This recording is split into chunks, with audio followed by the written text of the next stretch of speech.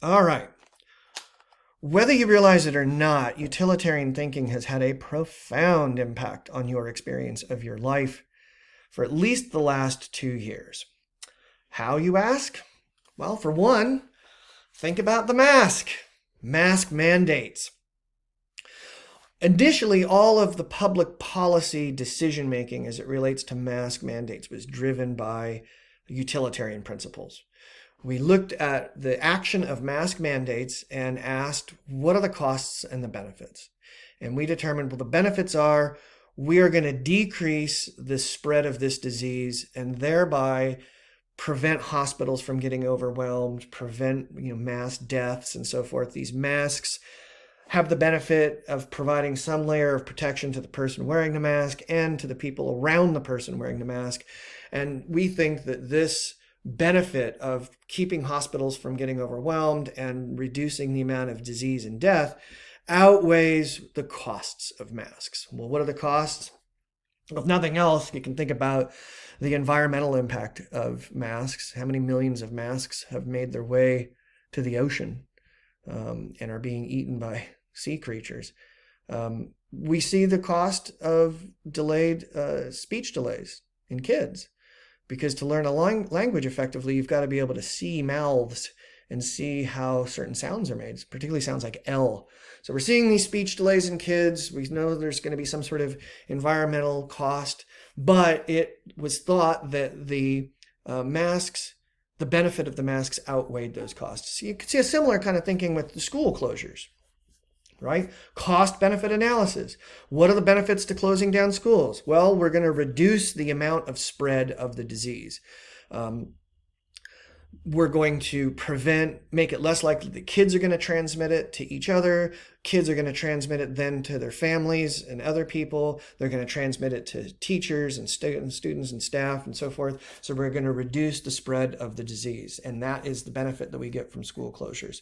We're going to have certain teachers or staff who might get really sick and potentially die, not get sick and potentially die from exposure in a school.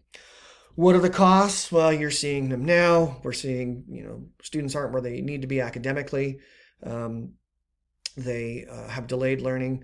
We're seeing sort of increases in antisocial behavior in kids because the thinking is that they missed some developmentally critical periods of social development in their lives. And so those are the costs that we pay for school closures. But it was thought that the benefits outweigh the costs. We'll see if that turns out to be the case as we analyze our actions in the next decade or so. Think about business closures, right? Again, the benefit to closing down businesses because of COVID was we're going to decrease the amount of interaction that people have and thereby slow the spread of this disease, thereby prevent our hospitals from getting impacted by being flooded full of lots of very sick people. So we're going to prevent disease, we're going to prevent death, serious illness, and hospitals being overwhelmed by closing down businesses. What are the costs? You know the costs, right? People lost their jobs. People lost their businesses. We had record rates of alcoholism and fentanyl abuse and fentanyl deaths, suicides, anxiety, depression, because people lost everything that they had or lost their ability to make a living. And those are the costs that we paid. The Amazon and other, Walmart, they benefited greatly from shutdowns.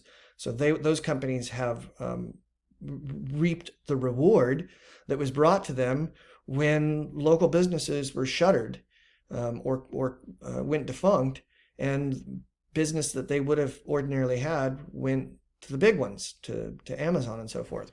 So costs and benefits. Costs and benefits to vax mandates, right? The initial thinking is if we mandate a vaccine as a condition of employment or as a condition of participating in life, like going into a restaurant, showing proof of vaccine, we're going to get the benefit of really widespread vaccines, and that is going to slow or potentially eliminate this disease.